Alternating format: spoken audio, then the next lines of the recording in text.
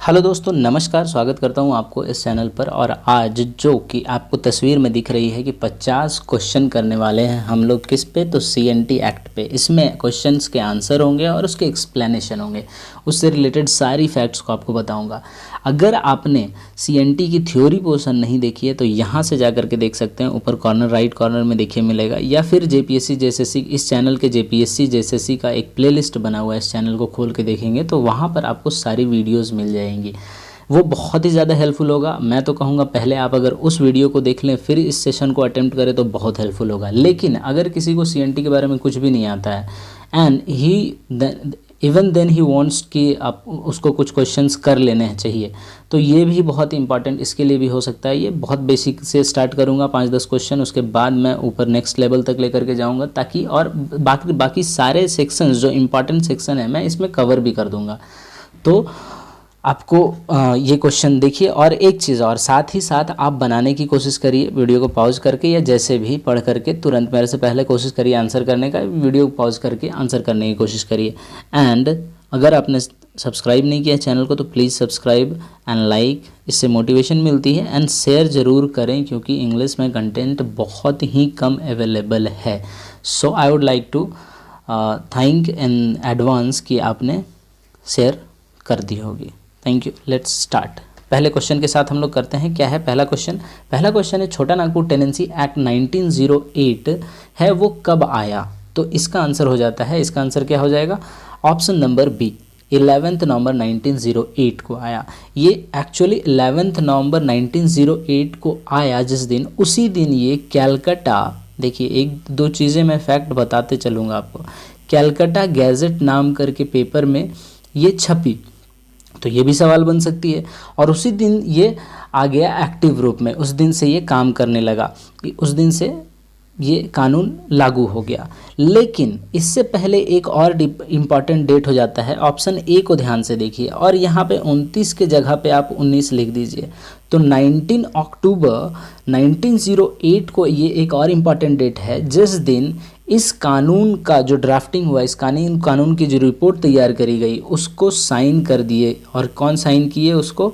तो उस समय के जो गवर्नर जनरल थे, दैट इज़ लॉर्ड मिंटो, उन्होंने साइन कर दिया इसको, और ये कानून के रूप में फाइनली बन गया। लेकिन ये इन फोर्स आया, ये लागू कब हुआ? तो जब कैलकाटा गैजेट में 11 नवंबर 1908 को ये छपा। तो ये था बेसिक इसके बारे में। नेक्स्ट सवाल की ओर चलते हैं हम लोग। नेक्स्ट सवाल है who made the important contribution in framing CNT act 1908। तो देखिए इसका आंसर हो जाता है कि आंसर इसका ऑप्शन हो जाएगा option A, that is father John Baptist Hoffman, JB Hoffman आप इसको कह सकते हैं। ठीक है, यहाँ पे L नहीं होगा, सॉरी, FFMAN होगा, J हॉफमैन। इसको फादर ऑफ सीएनटी एक्ट भी कहा जाता है क्योंकि इन्होंने ही पूरी रिपोर्ट और पूरी ड्राफ्टिंग करी सीएनटी एक्ट की। इनका बहुत ही बड़ा इम्पॉर्टेंट रोल था। अब ये थे कौन? तो एक जर्मन मिशनरी थे उस समय पे, जर्मनी के रहने वाले, एक मतलब जर्मनी से आए हुए थे, ये इनका नेटिव था जर्मनी, और वहाँ के मिशनरी एक थे ये। उन्होंने यही तैयार करके गवर्नमेंट को सौंपा था ये सीएनटी 1908 का एक्ट, और वो जा करके फाइनली गवर्नर जनरल ने साइन करके इसको कानून बना दिया था। ठीक है, तो याद रखेंगे क्या? JB Hoffmann. नेक्स्ट सवाल की ओर बढ़ते हैं। छोटा नागपुर टेनेंसी एक्ट कहाँ कहाँ फैला हुआ है, कितने कितने पोर्शन में फैला हुआ है? तो ऑप्शन इसका क्या हो जाएगा? इसका ऑप्शन सही हो जाएगा option D, that is north छोटा नागपुर, साउथ छोटा नागपुर और पलामू डिवीज़न में। देखिए 3 कानून हैं जो झारखंड में चलते हैं। पहला तो एक सीएनटी एक्ट 1908, ये छोटा नागपुर मैंने बता दिया, नॉर्थ छोटा नागपुर, साउथ छोटा नागपुर और पलामू डिवीज़न में। टोटल 5 डिवीज़न है झारखंड में। कौन कौन से? ये नॉर्थ छोटा नागपुर, साउथ छोटा नागपुर, पलामू डिवीज़न, संथाल परगना डिवीज़न और एक कोल्हान डिवीज़न। तो इन तीनों में तो बेसिकली मेरा सीएनटी एक्ट लग जाता है। सीएनटी एक्ट 1908 की बात करते हैं हम लोग। और यहाँ पे संथाल परगना में Santhal Pargana act SPT act लगता है और वो 1949 में आया था। और यहाँ पर लग जाता है क्या? कोल्हान में विल्किंसन्स रूल, इसमें क्या लग जाता है? विल्किंसन्स रूल, ठीक है, जो कब आया तो 1837 में लगा दिया गया था यहाँ पर कोल्हान डिवीज़न में। एक्चुअली 1835 में ही ये ऐलान कर दिया गया था इसका, लेकिन फाइनली ये कब आया तो 1837 में आया, जब विल्किंसन्स फाइनली अपना हेड क्वार्टर बना लिए थे, अपना जो हेड ऑफिस था वो रांची में शिफ्ट कर लिए थे। सो this is all about the question number 3। Next question की ओर हम लोग बढ़ते हैं। तो नेक्स्ट क्वेश्चन में है कि one of the objective of CNT act 1908 is, एक इनमें से कौन सा है जो कि CNT एक्ट 1908 का लक्ष्य है या फिर ऑब्जेक्टिव कह सकते हैं। तो ऑप्शन ए पढ़िए आप, to restrict transfer of tribal lands to non tribals. ये डेफिनेटली है, CNT एक्ट में यही चीज़ है कि ट्राइबल्स के जितने भी लैंड हैं वो लैंड उनको बचाने के लिए ये एक्ट बनाया गया था।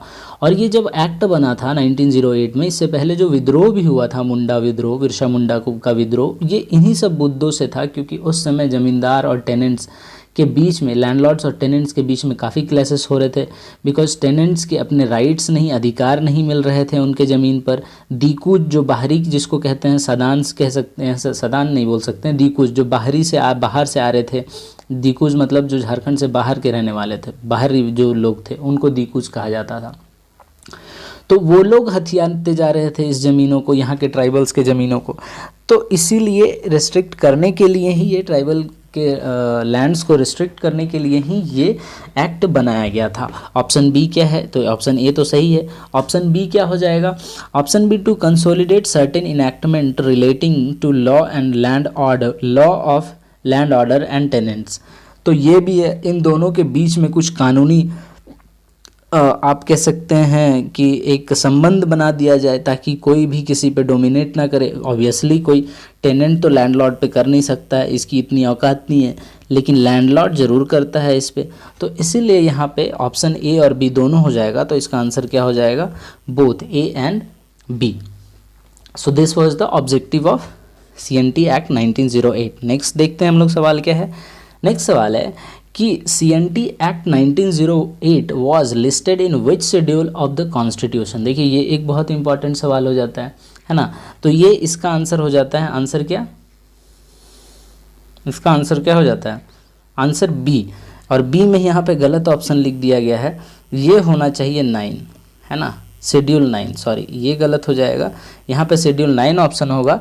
तो शेड्यूल 9 में CNT एक्ट के बहुत सारे सेक्शंस को भी डाले गए हैं, और इन बेसिकली कह सकते हैं हाँ आपकी अगर मोर डीपली जाएँ तो सेक्शंस को डाले गए हैं।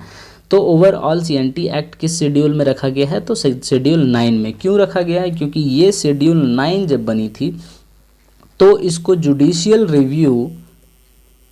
रिव्यू से बाहर रखा गया था। मतलब इसमें जुडिशियल रिव्यू क्या, शेड्यूल 9 के जितने भी सब्जेक्ट थे उसमें जुडिशियल रिव्यू नहीं हो सकता था। मतलब कानून अगर एक बार पार्लियामेंट बना दी तो उसको ऐसा नहीं है कि गलत है या सही है, वो जुडिशरी उसको देखेगी, चेक करेगी और उसको रद्द करेगी, वैसा कुछ भी नहीं। जुडिशियल रिव्यू करने का ही राइट इसमें से हटा दिया गया था। तो ये शेड्यूल 9 में है ये चीज़। नेक्स्ट सवाल देखते हैं। नेक्स्ट सवाल क्या है, नेक्स्ट क्वेश्चन है हमारा कि under CNT act 1908 the tribals, SCs, OBCs, देखिए ध्यान से पढ़िए, may transfer their land to their community but the permission of which of the government officer is required. देखिए जो CNT एक्ट है ना, इसमें तो सबसे पहले साफ ये मना किया गया है कि आप अपने कम्युनिटी के बाहर अपने जिस आप जैसे SC हैं तो आप SC को ही ट्रांसफ़र कर सकते हैं ज़मीन, OBC हैं तो सिर्फ OBC को ही कर सकते हैं, और कोई ST है तो सिर्फ ST को ही कर सकता है। मतलब जिस कास्ट है, कास्ट कह सकते हैं आप, या फिर जो ये इसको क्या बोलते हैं हम लोग, कम्युनिटी कह सकते हैं क्या, कम्युनिटी भी नहीं कह सकते हैं आप लोग, कैटेगरी कह सकते हैं। जिस कैटेगरी में है आप उसी को ट्रांसफ़र कर सकते हैं, लेकिन इसमें भी शर्तें हैं कि वो भी ट्रांसफ़र करेंगे तो आप किसी एक ऑफिसर के ऑर्डर पे करेंगे, आप उसके बिना नहीं कर सकते हैं। तो वो कौन सा ऑफिसर है, तो आप बस ध्यान रखिए कि पूरे, या चाहे वो CNT एक्ट हो या फिर SPT एक्ट हो, है ना, इन सब में मेजर जो मैक्सिमम पावर दी गई है वो डिप्यूटी कमिश्नर को दी गई है। तो यहाँ पर इसका आंसर क्या हो जाएगा, आंसर C, उसके बिना हम लोग नहीं कर सकते हैं। ठीक है। और ये दिया हुआ कहाँ पर है, तो यहाँ पे मैं आपको बताता हूँ कि ये सेक्शन 46 और सेक्शन 49 में दिया हुआ है। ये कहाँ दिया हुआ है, ये सेक्शन 46-49 में क्या दिया हुआ है कि SC ST और OBC अगर ट्रांसफ़र करना चाहता है अपने कैटेगरी में ज़मीन को, तो वो DC के ऑर्डर से कर सकता है। नेक्स्ट सवाल की ओर बढ़ते हैं हम लोग। नेक्स्ट सवाल में है कि classification of tenants is given in which of the following section of CNT 1908। कौन से सेक्शन में क्लासेस ऑफ टेनेंट्स के बारे में दी हुई है, तो इसका आंसर क्या हो जाएगा, आंसर आप बताइए। आंसर हो जाएगा इसका D, सेक्शन 4 में। इसमें बताया गया है कि क्लासेस ऑफ टेनेंट्स क्या होंगे। तो क्लासेस ऑफ टेनेंट्स क्या होंगे और क्लासेस ऑफ टेनेंट्स कौन कौन से होते हैं, एक तो टेन्योर होल्डर, दूसरा रैयत। रैयत में 3 प्रकार के आते हैं, कौन सा, ऑक्यूपेंसी रैयत, नॉन ऑक्यूपेंसी रैयत, ठीक है, और तीसरा आता है रैयत्स हैविंग खूंट कट्टी राइट्स। आप देखिए, मैं यहाँ पे आपको सिंपल शॉर्ट में बताता चलूँगा, आप एक बार वो वीडियो को देखेंगे थ्योरी वाली तो सारी चीज़ें क्लियर होंगी। मैंने वहाँ बहुत अच्छे से क्लियर कर दिया है। ये होती है दूसरा, उसके बाद मुंडारी खुटकट्टीदार्स, है ना, ये हैं। तो और ये इतने तरह के क्या होते हैं हमारे टेनेंट्स, क्लासेस ऑफ टेनेंट्स होते हैं, मुंडारी खुटकट्टीदार्स, है ना, या एक और होता है अंडर रैयत्स, ठीक है। तो ये सब चीज़ होते हैं क्लासेस, ये सब क्लासिफिकेशन होती है किसकी, इसकी। अब अच्छा, इसमें जो भी सेक्शन है उसके बारे में हम लोग एक एक बार देखते हैं। सेक्शन 5 क्या बोलता है, सेक्शन 5 में बताया गया है कि मीनिंग ऑफ टेन्योर होल्डर क्या है। जैसे क्लासिफिकेशन 4 में बता दी गई है, टेन्योर होल्डर एक क्लासिफिकेशन है टेनेंट्स का। तो टेन्योर होल्डर का मीनिंग क्या होगा उसके बारे में डिस्क्राइब कहाँ पे की गई है, तो सेक्शन 5 में। सेक्शन 6 में मीनिंग ऑफ रैयत बताया गया है, और सेक्शन 7 में मीनिंग ऑफ खूंटकट्टी दार बताया है ना, खूंटकट्टी दार, उसके बारे में नहीं सॉरी, सेक्शन 7 में मीनिंग ऑफ खुटकट्टी, हाँ सही है, मीनिंग ऑफ खुटकट्टी दार्स के बारे में बताई गई है, ठीक है। अब तो नेक्स्ट सवाल में हम लोग आते हैं। अब नेक्स्ट सवाल क्या कहता है कि विच ऑफ द, सॉरी फिर से आ गया क्या अंडर, अच्छा हाँ नहीं वही सवाल आ गया फिर से। नेक्स्ट सवाल क्या है कि द टर्म रैयत is defined under which section of the CNT act 1908। अभी अभी हम लोग देखें तो रैयत किस में डिफाइन किया गया है, तो सेक्शन 6 में डिफाइन किया गया है। तो आंसर इसका क्या हो जाएगा, B। 5 में बताया आपको कि टेन्योर होल्डर के मीनिंग के बारे में बताया गया है सेक्शन 5 में, 7 में मीनिंग ऑफ खूंटकट्टी राइट्स के बारे में बताया गया है, और सेक्शन 4 में तो क्लासेस ऑफ टेनेंट्स के बारे में बताया गया है, वो बता ही दिया आपको, सही है। नेक्स्ट सवाल की ओर बढ़ते हैं। In order to determine whether the tenant is tenure holder और raiyat, the court shall take into consideration. देखिए क्या सवाल पूछ रहा है कि in order to determine whether a tenant is tenure holder और रैयत।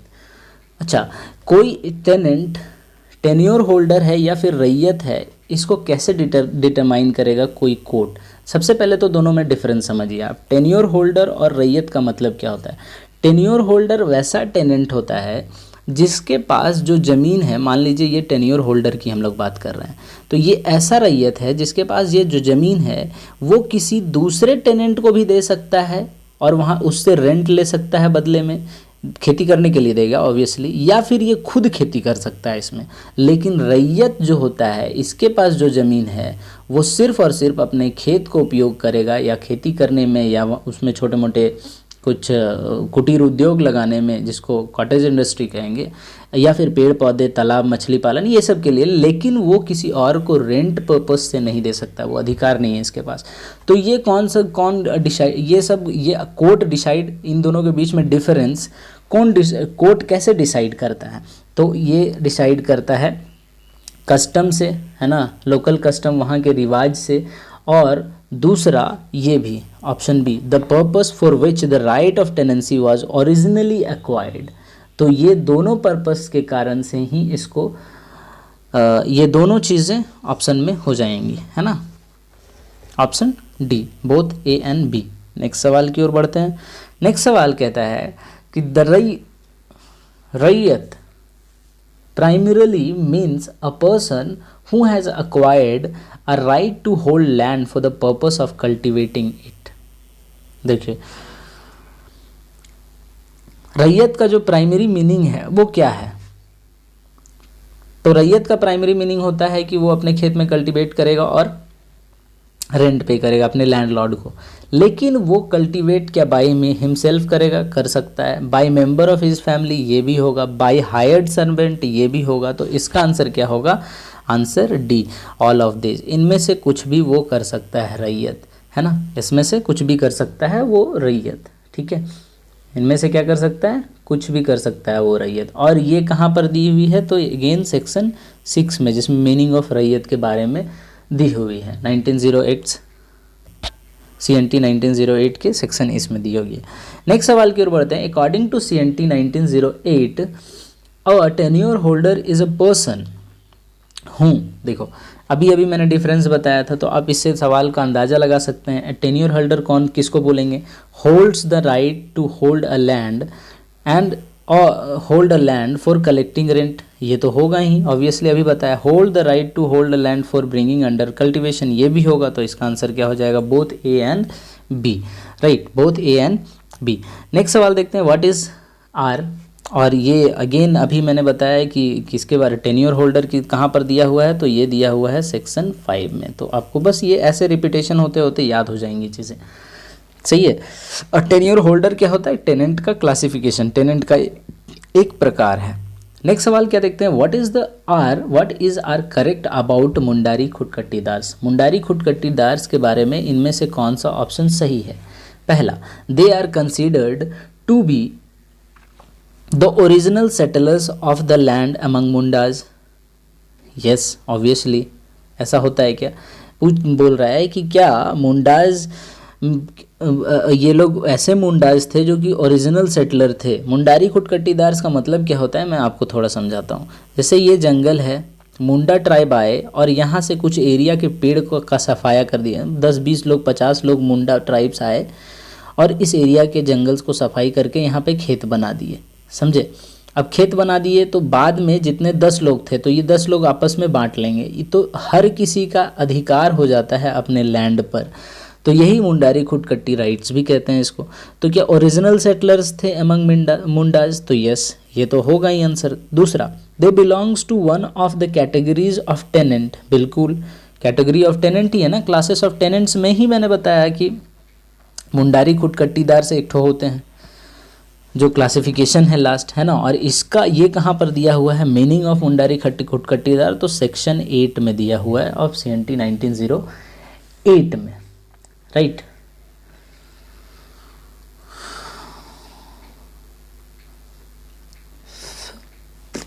आगे देखते हैं, नेक्स्ट सवाल की ओर बढ़ते हैं हम लोग।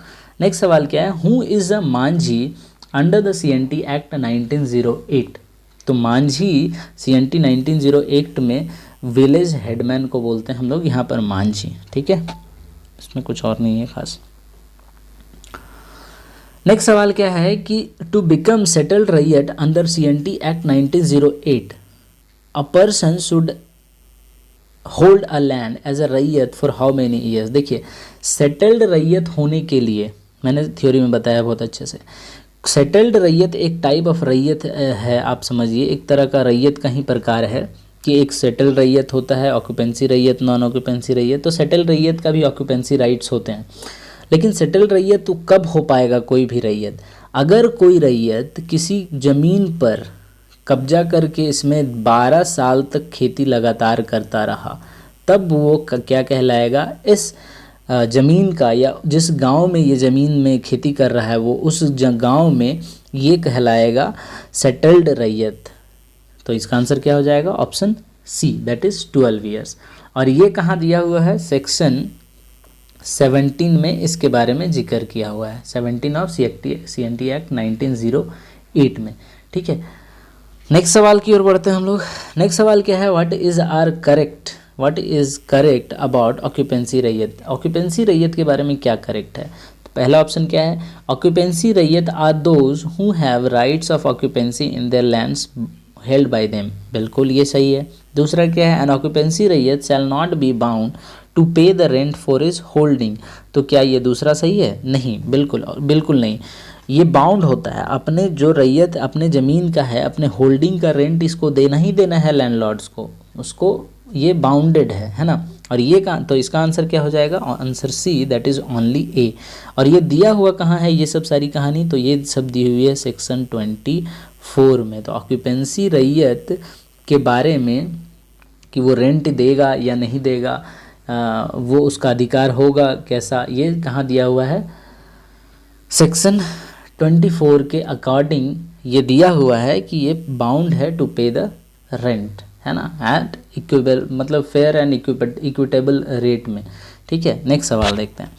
नेक्स्ट है the provision of CNT act 1908 which restrict the transfer of land belonging to ST OBC ST SC and OBC। अच्छा, कौन सा सेक्शन में ये प्रोविज़न दी गई है कि ये जो ट्रांसफ़र ऑफ ये सब लैंड है वो नहीं हो सकती है? तो सेक्शन 40, इसका आंसर क्या हो जाता है? Option B. सेक्शन 46 में ये दिया हुआ है कि रैयत जो हैं ये सब के रैयत ST के, SC के, OBC के, ये सब ट्रांसफ़र अपने लैंड को नहीं कर सकते हैं, है ना, रिस्ट्रिक्ट किया जाता है। फिर सर्टेन प्रोविज़न है, कुछ एक एक्सेप्शंस हैं जिसके तहत ये लोग फिर करते हैं ट्रांसफ़र, है ना। तो नेक्स्ट सवाल की ओर बढ़ते हैं हम लोग। A member of scheduled tribe may transfer his rights in his holding and land to another person only. देखो, शेड्यूल्ड ट्राइब, अब यही एक्सेप्शन की बात कर रहे थे कि पहले तो बताएगा कि नहीं कर सकते हैं, लेकिन कुछ एक्सेप्शंस हैं कि वो कब ट्रांसफ़र कर सकता है ना।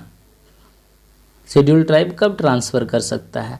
तो only if the person belongs to the scheduled tribe. ये पहला ऑप्शन बहुत ही इंपॉर्टेंट है, अगर शेड्यूल्ड ट्राइब का होगा तभी ट्रांसफ़र कर सकता है। दूसरी बात, the person is resident of the same area where the land is situated. जहाँ पे ज़मीन है उसी जगह के आसपास का वो रहने वाला होना चाहिए, उसका रेसिडेंस प्लेस वहीं का होना चाहिए। और ये सब कहानी किधर दी हुई है? तो ये सेक्शन 46 में दी हुई है। तो इसका आंसर क्या हो जाएगा? Option B, both A and B. ठीक है, और ये भी करेगा तो फिर से अगेन डिप्यूटी कमिश्नर के अधिकार से करेगा, ऐसा नहीं कि डिप्यूटी कमिश्नर के बिना बोले ये सब कर लेगा। ठीक है, तो ये ज़रूरी है। नेक्स्ट सवाल क्या है? As per section 46 of CNT act no transfer by rights allowed of his right in his hand holding through mortgage और लीज ऑफ द पीरियड। अच्छा, मतलब किसी को भी अपने राइट का ट्रांसफ़र करने का अधिकार तो है, लेकिन मैक्सिमम कितने साल तक है करने का। ठीक है, और ये सेक्शन 46 में ही लिखी हुई है, उसी के आधार पे लिखा हुआ है कि जैसे कोई टेनेंट है ये, ठीक है, तो बी को ट्रांसफ़र करना चाहता है अपने होल्डिंग का टेनेंसी बाय मॉर्गेज या फिर लीज, मतलब पट्टा या लीज मॉर्गेज के रूप में, तो वो मैक्सिमम कितने साल तक कर सकता है? तो मैक्सिमम कितने साल तक कर सकता है? 5 साल तक। आंसर ए हो जाएगा ये। ठीक है, नेक्स्ट सवाल देखते हैं हम लोग क्या है। नेक्स्ट सवाल में कहता है कि which provision of CNT act 1908 provides for the restriction on sale of raiyats under court's order. मतलब इनमें से कौन सा सेक्शन है कि रैयत्स के कोर्ट के भी ऑर्डर देने के बाद भी ये ट्रांसफ़र करने का इसको कोई राइट नहीं है, मतलब कोर्ट के भी ऑर्डर से भी ये ट्रांसफ़र नहीं कर सकता। ये कौन से सेक्शन में दिया हुआ है? तो ये दी हुई है सेक्शन 47 में। 43 के बारे में सेक्शन 47 में ऐसा दिया हुआ है ना। 43 के बारे में सेक्शन 47 में क्या दिया हुआ है समझ तो गए ना आप, कि कोर्ट भी अगर ऑर्डर कर देता है कि तुम इस ज़मीन को बेच दो और इसकी राइट्स को ट्रांसफ़र कर दो, then also he is not permitted, he is not having right to transfer it. ठीक है, फिर सर्टेन केसेस हैं अगेन कि फलाने अगर रिलीजियस पर्पस के लिए लैंडलॉर्ड ले रही है या फिर एजुकेशनल पर्पस के लिए ले रही है लैंड, तो उस केस में ट्रांसफ़र कर सकता है, सेल कर सकता है, या फिर उसको एक्विजिशन का नाम देते हैं हम लोग, भूमि अधिग्रहण का। तो इसमें जो और भी सेक्शंस हैं, जैसे सेक्शन 43 क्या है, तो सेक्शन 43 कहता है bar to have occupancy right on landlords privileged land. मतलब जो लैंडलॉर्ड का प्रिविलेज्ड लैंड होता है, मतलब लैंडलॉर्ड्स का अपना अधिकार में कुछ लैंड्स होते हैं जिसमें ऑक्यूपेंसी राइट्स बहुत तरह के बाधित किए जाते हैं, मतलब उनमें रोक लगा दिया जाता है। और लैंडलॉर्ड के का प्रिविलेज लैंड कौन होता है? जिस पे वो खुद खेती करे अपने से, या फिर अपने लेबर लगवा करके खुद खेती करवाए, है ना। तो उस तरह का, या फिर जीरात, जिसका नाम है जीरात लैंड के नाम से भी जाना जाता है, ध्यान रखेंगे। ये जीरात लैंड क्या होता है? तो लैंडलॉर्ड के प्रिविलेज लैंड को बोलते हैं जीरात लैंड। अब सेक्शन 46 बहुत ही इंपॉर्टेंट है, सेक्शन 46 बहुत इंपॉर्टेंट है। अभी ही सवाल देखें इससे पहले हम लोग कि ये रेस्ट्रिक्शन करता है कि रैयत कौन कौन से अपने लैंड को ट्रांसफ़र नहीं कर सकता है, अपने लैंड्स की ट्रांसफ़र नहीं कर सकती है, इसके बारे में रेस्ट्रिक्शन देती है। सेक्शन 49 क्या बोलता है? यही सेक्शन 49 है जो 46 के कंडीशंस को हटाता है और यहाँ पे एक कंडीशनल ट्रांसफ़र करता है कि फ़लाने कंडीशन में ये अपने राइट्स को ट्रांसफ़र कर सकता है, राइट। तो आगे देखते हैं हम लोग नेक्स्ट सवाल। नेक्स्ट है कि what is the correct about Bhuinhari tenure? Bhuinhari tenure के बारे में क्या करेक्ट है? तो these are the land in non Mundari के एरियाज, बिल्कुल ये सही है। भुइंयरी टेन्योर क्या होता है? देखिए, भुइंयरी एक लैंड का प्रकार है ना। भुइंयरी एक लैंड का प्रकार होता है। एक मुंडारी खुटकट्टीदार एक लैंड का प्रकार होता है। दूसरा होता है और भी लैंड के प्रकार हैं। तो भुइंयरी वो होता है जब कि ओरांव के ट्राइब, है ना, ओरांव ट्राइब के लोग जंगल की कटाई करके और यहाँ पर खेती बना देते हैं, है ना, और बाद में ये उनको राइट मिल जाती है ऑक्यूपेंसी की, तो उनको बोलते हैं भुइंयरी टेन्योर। तो क्या बोल रहा है यहाँ पे? These are the lands in non Mundari areas, बिल्कुल यहाँ पे मुंडारीज एरियाज के लैंड नहीं है।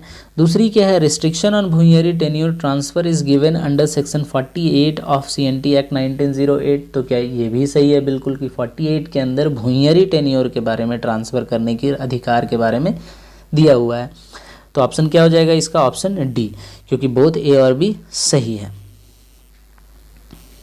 ठीक है, चलिए नेक्स्ट सवाल क्या है कि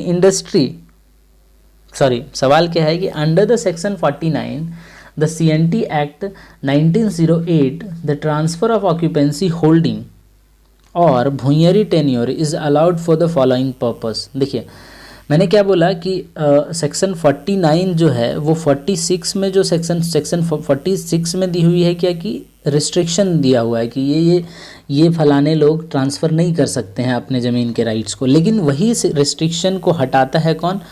मतलब कुछ सर्टेन पर्पस के लिए, सेक्शन नंबर 49।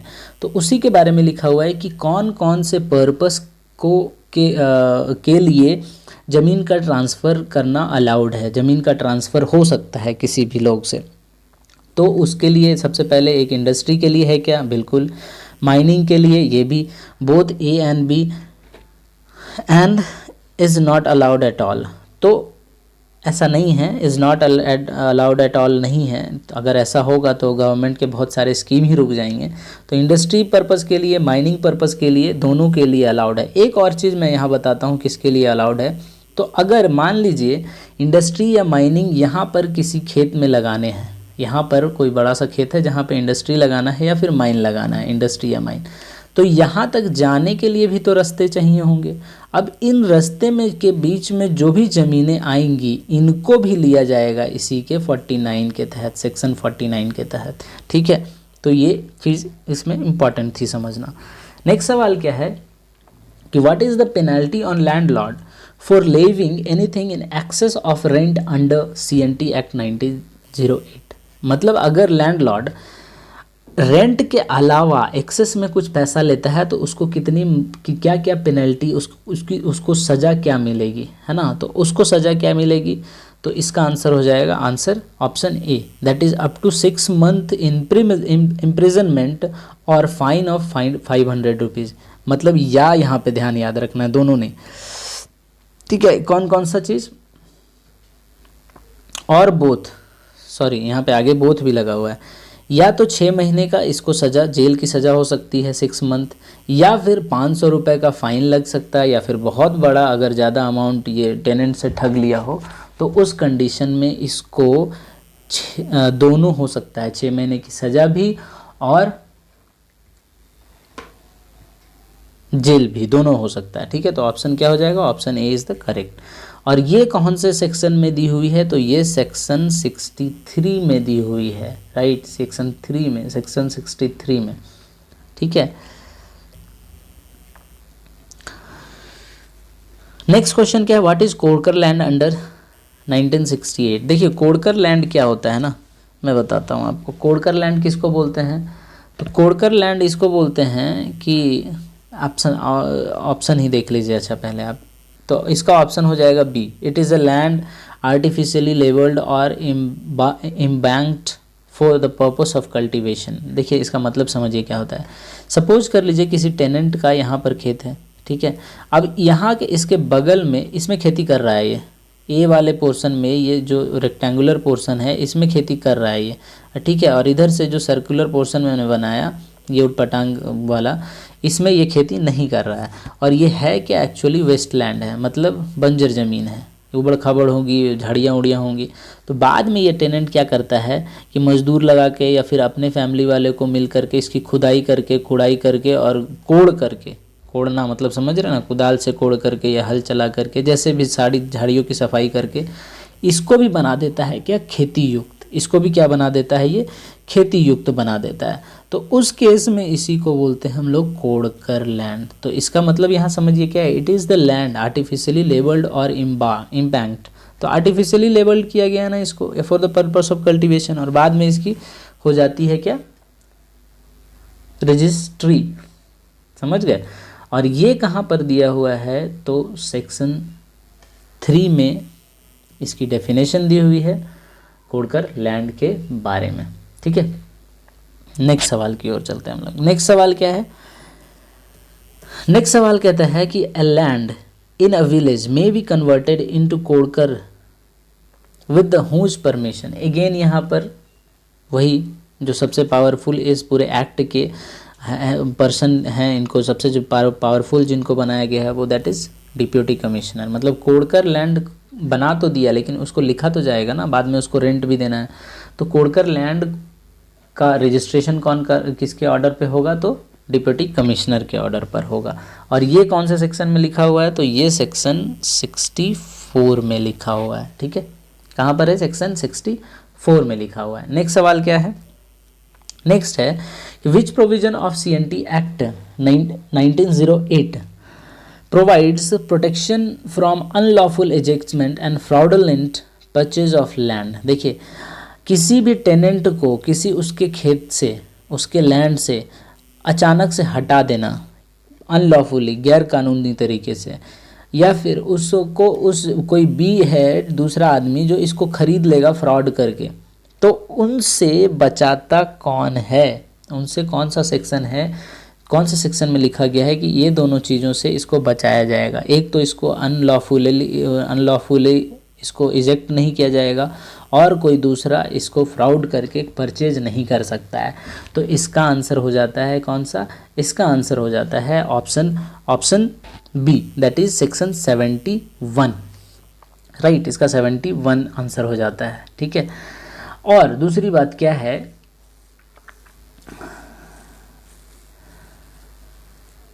दूसरी बात कुछ भी नहीं है इसमें। नेक्स्ट सवाल की ओर बढ़ते हैं हम लोग। नेक्स्ट सवाल क्या है कि under the CNT act 1908 settlement of fair rent is done by, है ना, सेटलमेंट ऑफ फेयर रेंट किसके द्वारा किया जाता है, तो ऑब्वियसली यहाँ पर किया जाएगा, इसका आंसर आप गेस कर लें किसके द्वारा किया जाएगा, तो इसके यहाँ पर आंसर हो जाएगा रेवेन्यू ऑफिसर के द्वारा, ऑप्शन डी। यहाँ पे डिप्यूटी कमिश्नर नहीं होगा, आपने गलत गेस किया, धन्यवाद। नेक्स्ट तो और ये कहाँ पर है, तो ये सेक्शन 85 में है। एटलीस्ट मैं ये चीज़ें बता दूंगा आपको कि कौन सा सेक्शन में है, ठीक है। तो रेवेन्यू ऑफिसर डीसी के ऑर्डर पे ही करता है, लेकिन ये जान लें यहीं पे डीसी ही इसको ऑर्डर देगा, लेकिन फाइनली कौन करेगा, रेवेन्यू ऑफिसर। उसके बाद क्या है नेक्स्ट सवाल, the CNT act 1908 can be repealed by. सबसे बड़ी एक चीज़ ये है कि इसको ख़त्म किसी एरिया से कौन कर सकता है, तो इसको ख़त्म करने वाला एक ही बॉस है, that is parliament. Parliament, central parliament बोल सकते हैं या ये बोल सकते हैं। और ये क्यों कहाँ पर दिया हुआ है CNT एक्ट, तो शेड्यूल 9 में लिखा हुआ है, आपको ये भी बता दिया गया है, ठीक है। नेक्स्ट सवाल देखते हैं हम लोग। जो इम्पोर्टेंट है, which amendment of CNT act 1908 economically weaker caste SCs and OBCs in the act. देखिए एडेड यहाँ पर छूट गया है कि कौन से अमेंडमेंट एक्ट में जो बाद में इसको SCs को भी और इकोनॉमिकली वीकर कास्ट को इकोनॉमिकली वीकर कास्ट SCs को और OBCs को इसमें जोड़ा गया। तो इसको जोड़ा गया किससे? ऑप्शन बी से, दैट इज 1962 के अमेंडमेंट से इसको जोड़ा गया। ठीक है, 1962 के अमेंडमेंट से इसको जोड़ा गया। कहाँ पर? SCs को और OBCs को जोड़ा गया CNT एक्ट 1908 में। नेक्स्ट सवाल की ओर बढ़ते हैं हम लोग। Who is the landlord under the CNT act 1908? CNT act 1908 के अंडर लैंडलॉर्ड का परिभाषा किसे दिया गया? A person immediately under whom tenants hold, does not include the government, only A is correct, both A and B is correct. देखिए does not नहीं, यहाँ does includes the government होना चाहिए, तो इसका आंसर क्या हो जाएगा? C, only A, that is a person immediately under whom tenants hold, जिसके अंदर तुरंत हो जाता है, क्योंकि गवर्नमेंट को भी कई जगह पर हम लोग लैंडलॉर्ड मानते हैं। लैंडलॉर्ड की परिभाषा में ये भी है, गवर्नमेंट भी हो सकते हैं। और ये कहाँ पर है? तो अगेन जहाँ पे डेफिनेशंस दी हुई है, दैट इज सेक्शन 3। सेक्शन 4 में याद रखना है, 2-3 चीज़ें बहुत इंपॉर्टेंट है। सेक्शन 3 में क्या है? डेफिनेशन में। सेक्शन 2 में रिपील के बारे में लिखा हुआ है ना। और सेक्शन 1 में क्या दिया हुआ है? टाइटल एंड एक्सटेंड के बारे में, कि कहाँ कहाँ एक्सटेंडेड है। और सेक्शन 4 में क्या दिया हुआ है? तो क्लासेस ऑफ टेनेंट। सेक्शन 5 में क्या है? तो आपको टेन्योर होल्डर के बारे में दिया हुआ है। तो ये सब चीज़ें आपको याद रखनी है। नेक्स्ट सवाल की ओर बढ़ते हैं। Under the CNT act 1908 what is are correct, यहाँ पे ऑब्लिक होगा, what is are correct regarding Khuntkatti rights. Khuntkatti rights को लेकर के क्या करेक्ट है अंडर CNT एक्ट 1908? तो क्या करेक्ट है? Let's see. पहला आंसर क्या है? राइट नहीं लिखा दिया हुआ यार, राइट रिंग के बट देखिए यहाँ पे राइट होगा,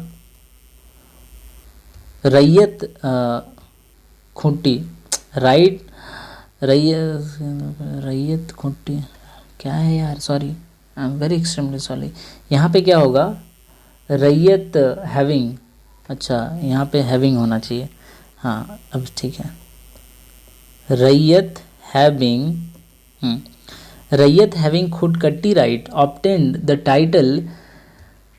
obtains the title in any kind by virtue of inheritance from original founder of the village। कहने का मतलब है कि खुदकट्टी राइट्स के बारे में क्या करेक्ट है, ये है। तो पहला ऑप्शन कहता है कि ये खुदकट्टी राइट्स उनको भी मिलेगा जो अपने पूर्वजों से खुदकट्टी राइट्स को इनहेरिट किए हों, तो डेफिनेटली मिलेगा। अगर ए कोई है इंसान, ये मान लीजिए, और इसका बच्चा कोई है छोटा ए, तो इसको मिलेगा ही टेनेंसी इसका राइट, खुदकट्टी राइट्स। तो ये ऑप्शन ए क्या है? सही है। उसके बाद female is also allowed to inheritance, नहीं, तो ये नहीं है।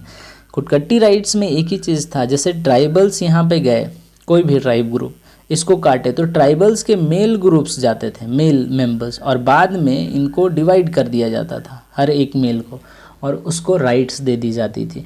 तो ऑप्शन इसका क्या हो जाएगा? Option C, that is only A is correct. Next सवाल की ओर बढ़ते हैं हम लोग।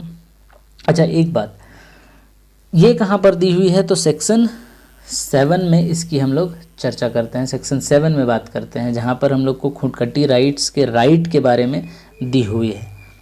नेक्स्ट सवाल में बोलते हैं, हाउ मेनी चैप्टर्स आर, सबसे आसान क्वेश्चन है। तो कितना चैप्टर्स है? तो 19 चैप्टर है। और सेक्शन कितने हैं? तो 271 सेक्शंस हैं। 19 चैप्टर और 271 सेक्शंस हैं इसमें, ठीक है। नेक्स्ट सवाल में बढ़ते हैं।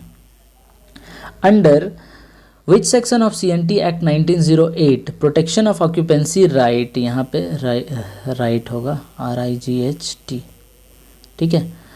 Occupancy right from eviction is provided, मतलब कि किसी भी टेनेंट्स को ऑक्यूपेंसी राइट से हटाया नहीं जाएगा। ये कौन से सेक्शन में दिया हुआ है? किसी का अगर ऑक्यूपेंसी राइट है, अधिभोगी रैयत है, अगर वो, यहाँ पे प्रोटेक्शन ऑफ ऑक्यूपेंसी रैयत ही होना चाहिए, यहाँ पे राइट नहीं होगा, रैयत होगा। ऑक्यूपेंसी रैयत को नहीं हटाया जाएगा उसके अपने अधिकार से। ये कौन से सेक्शन में दी हुई है? तो ये दी हुई है आपकी, इसका आंसर क्या हो जाएगा?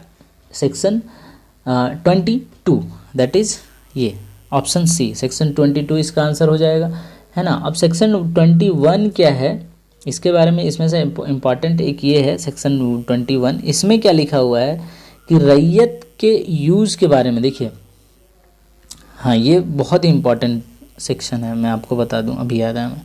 रैयत अपने लैंड को किस किस पर्पस के लिए यूज कर सकता है, यूज, राइट ऑफ यूज़ के बारे में इसमें दी हुई है सेक्शन 21 में। 21A है एक और एक 21 है। 21 में दी हुई है राइट टू यूज़ लैंड, और इसमें यूज़ लैंड के बारे में है 21 में, और 21A में यूज़ लैंड फॉर ट्री, मतलब इसमें वृक्षों के यूज, उसके लैंड में जो भी ट्रीज़ होंगे उसके यूज़ के बारे में दी हुई है, राइट।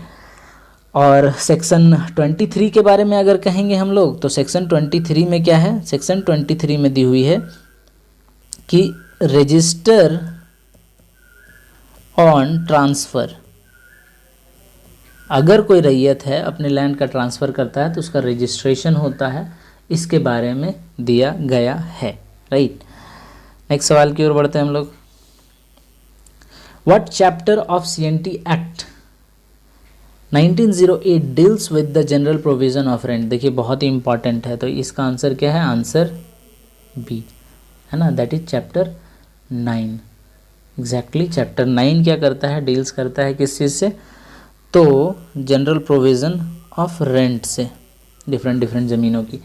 चैप्टर 10 की बात करेंगे तो मिसलेनियस प्रोविज़न दी हुई है अबाउट टेनेंट्स एंड लैंडलॉर्ड, है ना, about landlords and tenants. Miscellaneous provisions क्या क्या है वो दिया हुआ है। चैप्टर 8 की बात करें हम लोग, तो चैप्टर 8 में, चैप्टर 8 कहाँ है? हाँ, तो ये चीज़ें आ गई क्या हमारा।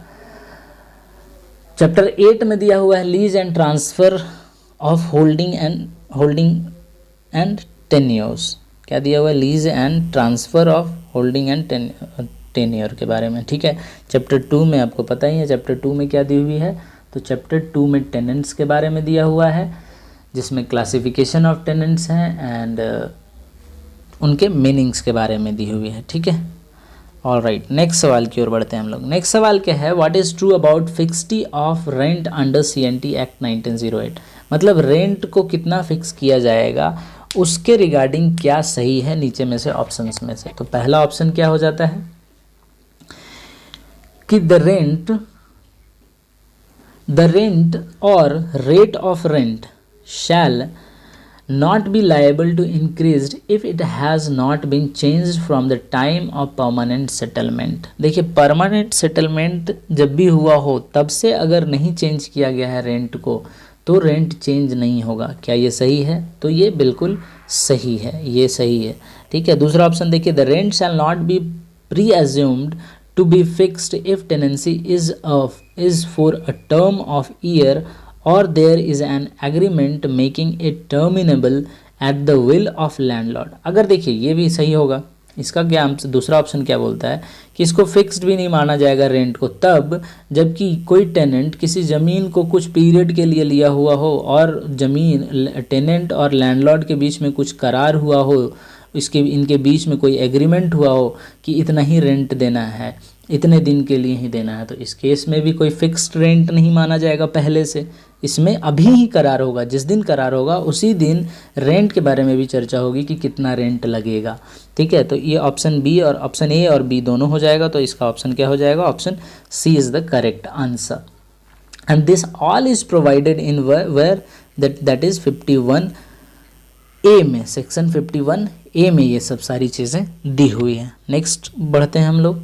द लैंडलॉर्ड और his agent refuses to, if यहाँ पे लगा दीजिए पहले तब मजा आएगा इसको, ठीक है। इफ़ द लैंडलॉर्ड एंड और his agent refuses to receive rent tendered by tenant or refuses to grant receipt for it, then rent can be deposited in। देखिए अगर लैंडलॉर्ड किसी टेनेंट लैंडलॉर्ड के पास रेंट देने जाता है, ठीक है, और वो लैंडलॉर्ड अगर रिफ्यूज़ कर देता है लेने से रेंट को, या फिर लैंडलॉर्ड से टेनेंट से रेंट ले लेता है और इसको रिसिप्ट नहीं देता है, इसको बदले में कोई कागज़ नहीं देता है, लिखित रिसिप्ट नहीं देता है, उस केस में टेनेंट क्या करेगा, कहाँ पर जा कर के इसको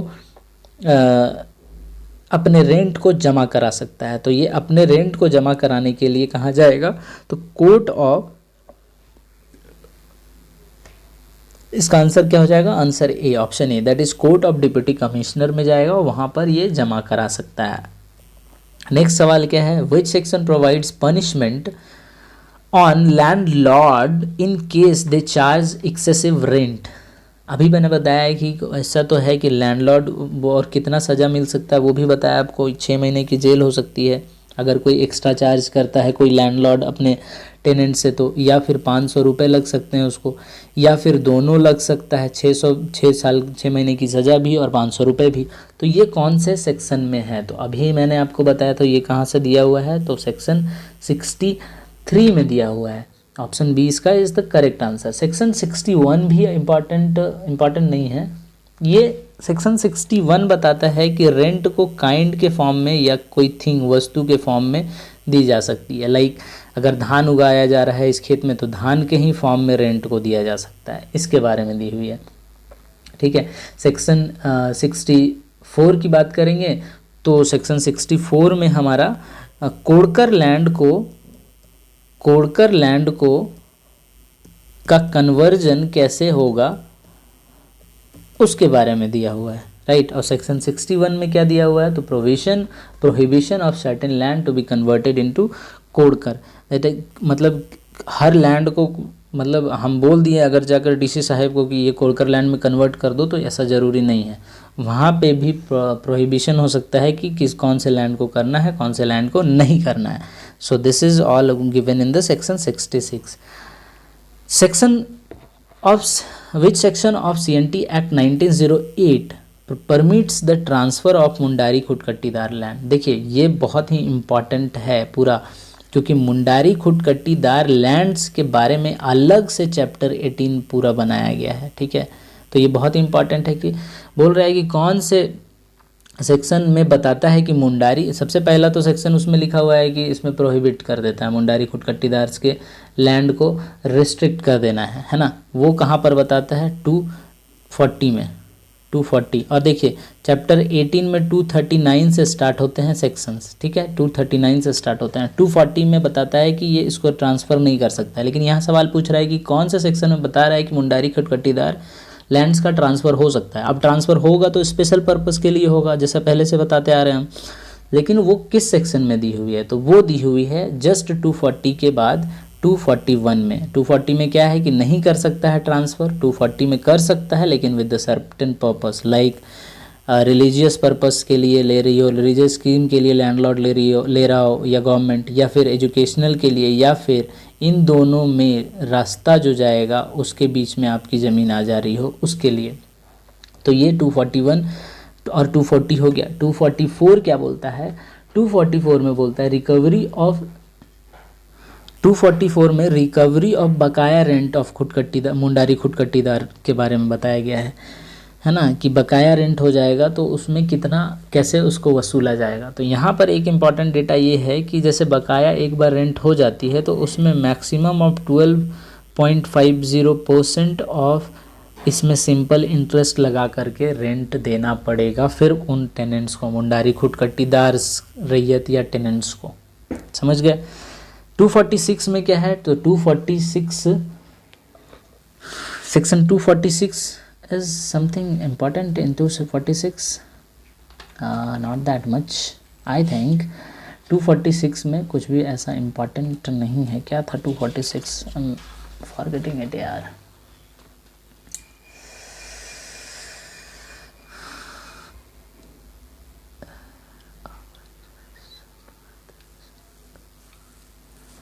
$246 is not that much important, so I forget it, never learned it, right। Next चलिए, नेक्स्ट देखिए कि how many sections are there in CNT act. सबसे आसान क्वेश्चन और सबसे लास्ट क्वेश्चन है ये, तो सबसे आसानी से इसको ख़त्म करते हैं। सबसे आसान इसका क्वेश्चन क्या है, 271 इज़ द आंसर। 271 सेक्शंस हैं CNT एक्ट में। तो ये था पूरा का पूरा CNT एक्ट, जिसमें हम लोगों ने देखा कि एक एक सवाल को करते हुए कि हाउ, और बहुत सारे जो इम्पॉर्टेंट सेक्शन हैं हम लोगों ने कर लिए हैं। चैप्टर 4 तक देखिए बहुत इंपॉर्टेंट है, लाइक चैप्टर 2 और चैप्टर 3 तो बहुत इंपॉर्टेंट है। चैप्टर 2 में जो टेनेंट्स के बारे में है, क्लासिफिकेशंस के बारे में है, ये सब चीज़ें बहुत इंपॉर्टेंट हैं। तो आप लोगों को होपफुली आई होप कि आप लोगों को अच्छा लगा हो, and if you like that please do what I say always, and thank you for watching. Have a good day. All the best.